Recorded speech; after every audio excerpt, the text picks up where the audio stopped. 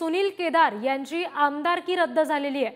नागपूर जिल्हा बँक घोटाळ्यातल्या शिक्षेनंतर त्यांची आमदारकी रद्द झालेली आहे। 5 वर्षांची शिक्षा सुनील केदार यांना सुनावली गेली आणि त्याच्यामुळे आता त्यांची आमदारकी सुद्धा रद्द झालेली आहे। काँग्रेस नेते सुनील केदार हे मुख्य आरोपी होते। नागपूर बँक घोटाळ्यामध्ये मोठी अफरातफर त्यांनी केली अशा पद्धतीचा आरोप त्यांच्यावर होता आणि तब्बल 20 वर्षांनंतर न्यायालयाने या सगळ्याचा निकाल देताना सुनील केदार यांना दोषी ठरवलं आणि शिक्षा दिलेली आहे 5 वर्षांची, ज्यामुळे आमदारकी रद्द झालेली आहे। प्रतिनिधी जितेंद्र शिंगाडे यांच्याकडून आणखी अपडेट्स घेऊयात। जितेंद्र, आमदारकी आता सुनील केदारांची धोक्यात आलेली आहे, काय आणखी अपडेट्स आहेत? रिद्धी, आपण पाहिलेलं आहे की 22 तारखेला या प्रकरणाचा निकाल आलेला होता आणि जवळपास 20 वर्षांनंतर या नागपूर जिल्हा मध्यवर्ती सहकारी बँक घोटाळ्यातील जे दोष निश्चित झालेले होते आणि शिक्षाही ठोठावण्यात आलेली होती। 9 पैकी 6 जणांना 5 वर्षाची शिक्षा ठोठावण्यात आलेली आहे। त्यामध्ये प्रमुख आणि मुख्य 1 नंबरचे जे क्रमांक 1 चे आरोपी आहेत ते आमदार सुनील केदार आहेत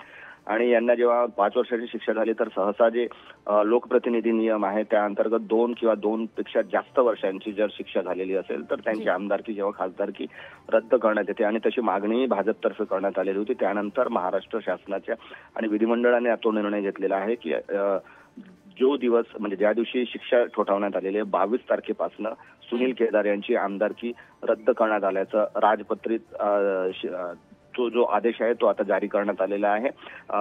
सध्या जर विचार केला तर सुनील केदार हे सध्या मेडिकल रुग्णालयामध्ये उपचार घेत आहेत। ते अजूनही तुरुंगात गेलेले नाही आणि या संदर्भात निर्णयाच्या विरोधात ते अपीलात देखील जाणार आहेत।